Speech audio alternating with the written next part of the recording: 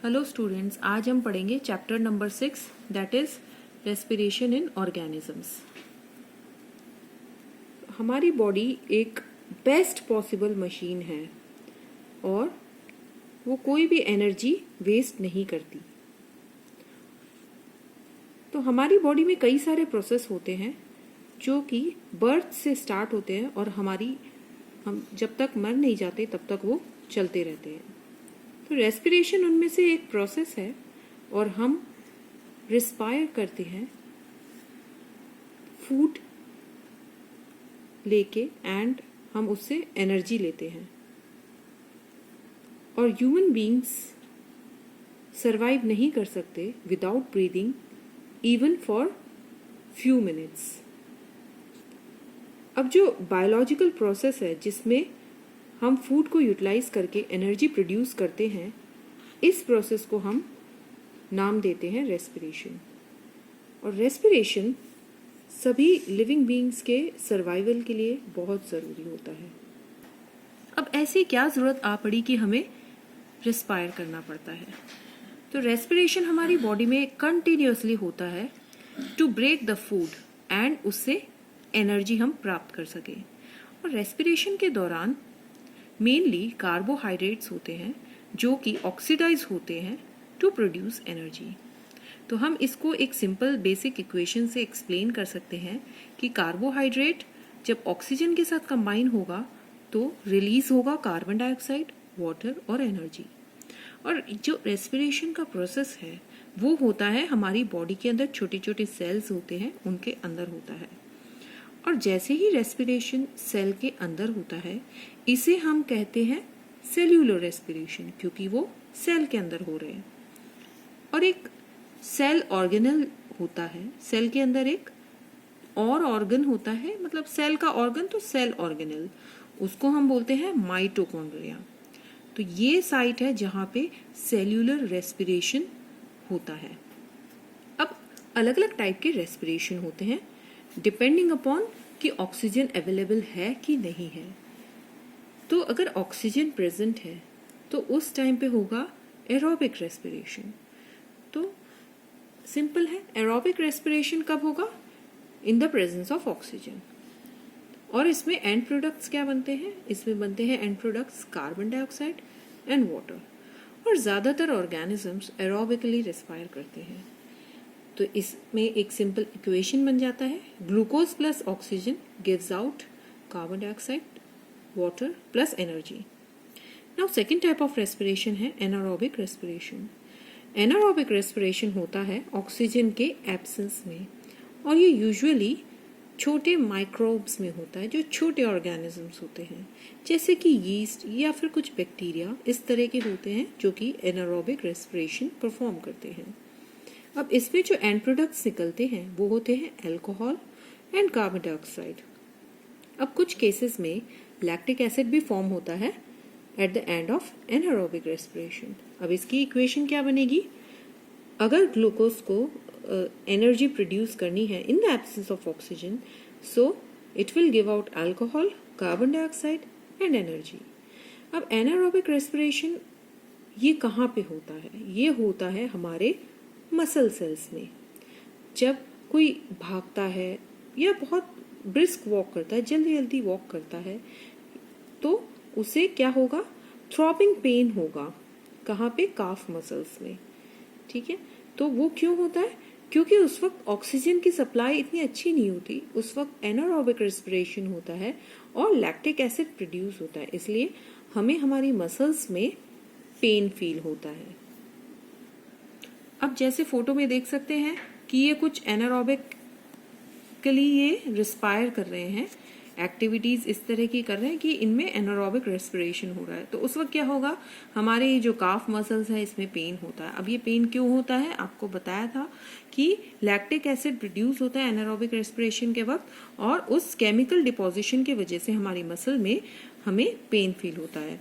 और जब ये व्यक्ति जो एक्सरसाइज कर रहा है वो रेस्ट करेगा कुछ टाइम के लिए, वो पेन अपने आप चला जाता है, क्योंकि उस वक्त फिर ऑक्सीजन की सप्लाई इंक्रीज हो जाती है, जिससे जो लैक्टिक एसिड डिपॉजिट हुआ था वो कम्प्लीटली ब्रेक डाउन हो जाता है into carbon dioxide and water. Okay, now breathing. जैसे कि हमने अभी ऊपर देखा कि ऑक्सीजन ज़रूरी है एरोबिक रेस्पिरेशन के लिए। हमें ये ऑक्सीजन एयर से मिलता है by the process of breathing. हम जैसे ही ब्रीथ करते हैं तो हम क्या उस वक्त ले रहे होते हैं, हम उस वक्त ऑक्सीजन ले रहे होते हैं बॉडी के अंदर। तो यही process of taking in and giving out air for respiration is known as breathing. अब ब्रीदिंग में दो मेन स्टेप्स होती हैं, नेमली इनहेलेशन एंड एक्सहेलेशन। अब इनहेलेशन में क्या होता है, हम एयर ब्रीथ अंदर करते हैं which is rich in oxygen, और एक्सहेलेशन में हम क्या करते हैं, हम ऐसी एयर ब्रीथ आउट करते हैं which is rich in carbon dioxide. अब जितनी बार हम कोई भी पर्सन ब्रीथ करता है 1 मिनट के अंदर, उसको बोलते हैं ब्रीदिंग रेट। अब ब्रीदिंग एक कंटिन्यूअस प्रोसेस है जो कि पूरा टाइम चलता रहता है हमारे अंदर एंड हमारे पूरे जीवन भर चलता रहता है। ठीक है, जितने भी लिविंग ऑर्गेनिजम्स हैं उनके पूरे जीवन काल तक ब्रीदिंग का प्रोसेस चलता रहता है। अब हम कैसे ब्रीथ करते हैं, हम जो भी नॉर्मल एक्टिविटी कर रहे हैं तो उस वक्त हमारी जो रेट होती है ब्रीदिंग की वो नॉर्मल रहती है। और ये जो रेट है ब्रीदिंग की कब इंक्रीज होती है, जब भी हम कुछ स्ट्रेनस एक्टिविटी करते हैं, फिजिकल वर्क करते हैं, जैसे कि रनिंग, स्विमिंग, जॉगिंग, तो उस वक्त ये रेट ऑफ ब्रीदिंग हमारी इंक्रीज हो जाती है। और ब्रीदिंग कब डिक्रीज होती है, जब हम रेस्ट करते हैं या फिर जब हम सो रहे होते हैं। ठीक है, अब ऑन एन एवरेज कोई भी एडल्ट ह्यूमन बीइंग जब वो रेस्ट कर रहा होता है तो वो 15 to 18 टाइम्स 1 मिनट में ब्रीद इन और आउट करता है। और जब कोई हैवी एक्सरसाइज करता है उस वक्त जो ब्रीदिंग रेट है ये इंक्रीज हो जाती है up to 25 times per minute. और जब हम एक्सरसाइज कर रहे होते हैं तो हम ब्रीथ फास्ट ही नहीं करते बट हम डीप ब्रेथ्स लेते हैं, तो उससे क्या होगा, हम ज्यादा ऑक्सीजन इनहेल करते हैं। तो exercise is very important for our good health. अब रेस्पिरेटरी सिस्टम क्या है, ये एक कनेक्शन है ऑफ ऑर्गन्स एंड टिश्यूज जो कि हमें ब्रीथ करने में हेल्प करते हैं। अब इसमें अलग अलग पार्ट्स होते हैं, जैसे कि नोज।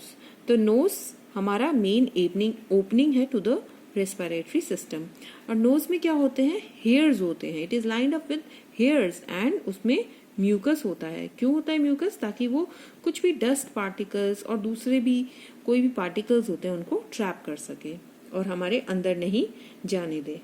अब होता है नेजल कैविटी। तो नेजल कैविटी क्या है, ये एक लार्ज स्पेस है नोज के पीछे एंड जब एयर आती है तो यहाँ पे एयर वार्म होती है और ह्यूमिडिफाई होती है लंग्स से पहुंचने से पहले।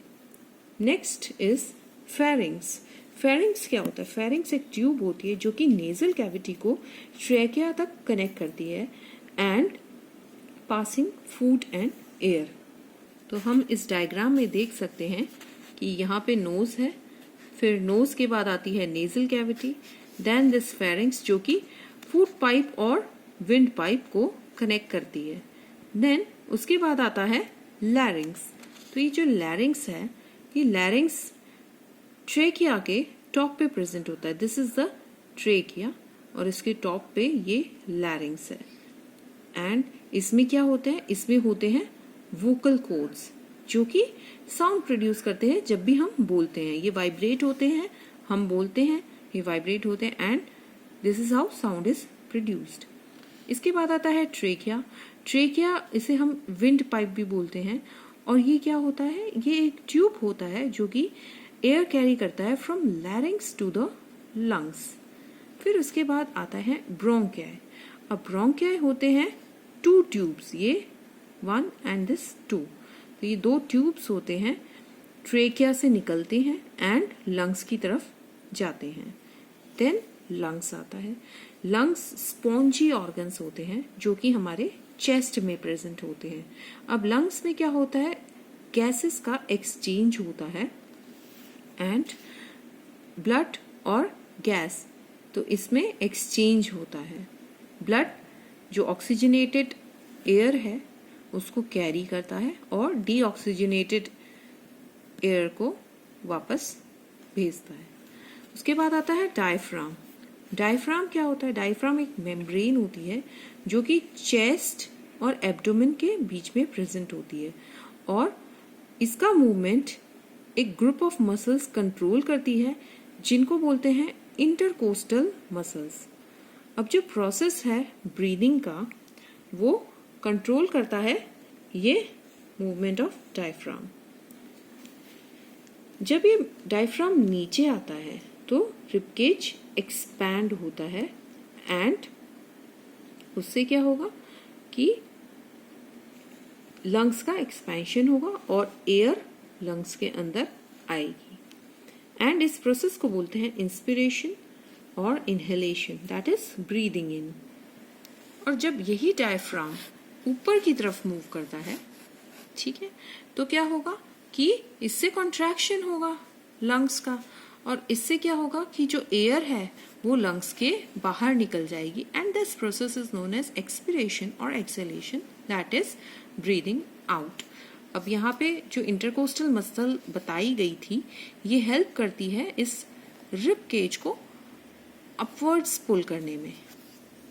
तो ये दो डायग्राम है जिसमें जैसे ही डायफ्राम नीचे आया एयर लंग्स में भर गई बिकॉज ये एक्सपैंड हो गए, और इस डायग्राम में जैसे ही डायफ्राम रिलैक्स हुआ तो एयर लंग्स से बाहर निकल गई और इंटरकोस्टल मसल्स भी रिलैक्स हो गई। So these are the diagrams of inhalation and exhalation. अब हमें क्यों ब्रीद आउट करना है? तो जैसे कि हमने पहले डिस्कस किया कि जो इनहेल्ड एयर है वो ऑक्सीजन में रिच है। अब ऑक्सीजन सेल्स ले लेते हैं थ्रू ब्लड जहाँ पे वो रेस्पिरेशन में काम आता है। अब एक और प्रोडक्ट जो बनता है रेस्पिरेशन का एंड प्रोडक्ट वो होता है कार्बन डाइऑक्साइड, जिसको बॉडी से बाहर निकालना बहुत ज़रूरी है। और ये जो कार्बन डाइऑक्साइड है ये वापस लंग्स के थ्रू ब्लड में जाता है और ब्लड से लंग्स की तरफ जाके ये एक्सहेल आउट हो जाता है। अब ये तो हुई ह्यूमंस की बात। अब हम देखेंगे कि दूसरे एनिमल में ब्रीदिंग कैसे होती है। तो जो प्लेटफॉर्म्स होते हैं वो अपना आउटर सरफेस यूज करते हैं as gas exchange surfaces. Earthworm के एक सीरीज होती है थिन वॉल्ड ब्लड वेसल्स की जिनको कैपिलरीज बोलते हैं, और वहां से गैस एक्सचेंज होता है at the capillaries which is located throughout the body and as well as those in the respiratory surface.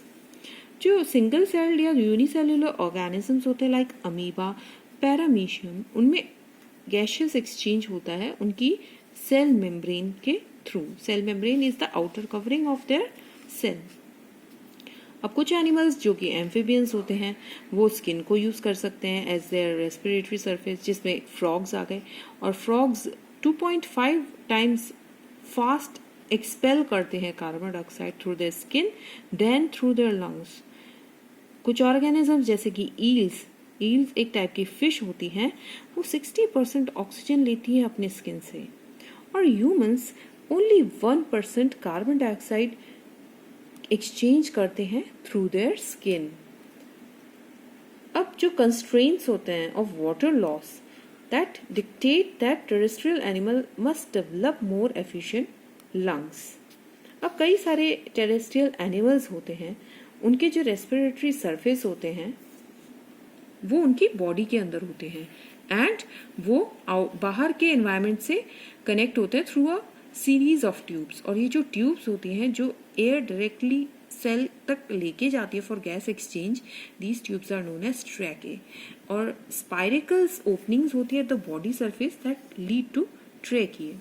तो ट्रैके जो होती है ये ब्रांच होती है फिर कई सारे स्मॉलर ट्यूब्स में जिनको ट्रैकियोल्स बोलते हैं, एंड जो बॉडी मूवमेंट्स या कॉन्ट्रैक्शंस होती हैं ये स्पीड अप करती है rate of diffusion of gases from tracheae into body cells. And ये जो ट्रैके होते हैं ये कई सारे एनिमल्स में अच्छे से फंक्शन नहीं करते जिनकी बॉडी 5 सेंटीमीटर से लंबी होती है। तो हम देख सकते हैं कि ये ग्रास हॉपर है, इसमें इस तरह के ट्रैक्योल्स बने होते हैं और इनकी ओपनिंग्स स्पाइरेकल्स होती हैं और यहाँ से गैशियस एक्सचेंज होता है। और ये जो लंग्स होते हैं ये इनग्रोथ्स होते हैं ऑफ द बॉडी वॉल अंदर की तरफ इनग्रो कर रही होती है and connect to the outside by series of tubes and small openings. And lung breathing probably ये इवॉल्व हुई थी अबाउट 400 मिलियन ईयर्स अगो। अब हम पढ़ेंगे रेस्पिरेटरी सिस्टम के प्रिंसिपल। अब जो पूरा प्रोसेस है रेस्पिरेशन का that comprises of these following steps। अब पहली स्टेप क्या है, इसमें होगा movement of oxygen containing medium. तो उससे क्या होगा कि it contacts a moist membrane overlying blood vessels. Then diffusion होता है ऑक्सीजन का from the medium into the blood. फिर उस ऑक्सीजन का ट्रांसपोर्ट होगा to the tissues and cells of the body through blood. Then क्या होगा, diffusion of oxygen from blood to the cells. Then carbon dioxide जो होती है it follows a reverse path and moves out of the body. तो ये series है, तो ये स्टेप बाय स्टेप ऐसे चलता रहता है during the process of respiration. अब ये कुछ फास्ट फैक्ट है, इसमें क्या है कि हिप्पोपोटामस लव वाटर, और हिप्पोज जो होते हैं वो अपने 16 आवर्स एक दिन में पानी के अंदर डूबे रहते हैं, लेक्स में डूबे रहते हैं, ताकि उनकी बॉडी इतनी विशाल का बॉडी उनकी कूल रहे। और हिप्पोज अपनी ब्रेथ जो है अंडर वाटर 5 मिनट्स तक होल्ड कर सकते हैं, एंड वो इतने बड़े होते हैं कि वो सिंपली वॉक या स्टैंड कर सकते हैं लेक के फ्लोर पे, या वो शैलोज में पड़े रहते हैं। और उनकी आईज और नॉस्ट्रिल्स जो होती हैं वो उनके हेड पे होती है, ताकि वो देख सकें और ब्रीथ कर सकें, जबकि वो ज्यादातर टाइम डूबे रहते हैं। तो ये उनका एक अडेप्टेशन है। अब ब्रीदिंग अंडर वाटर, तो वाटर में क्या होता है, फिशेज होती हैं, तो फिश में क्या होता है, एक पेयर ऑफ गिल्स होते हैं। तो वो क्या करती हैं, वाटर के अंदर जो डिजॉल्व ऑक्सीजन होता है उसको लेती हैं थ्रू देयर गिल्स, एंड जो गिल्स होते हैं वो इंक्रीज करते हैं surface area for gas exchange.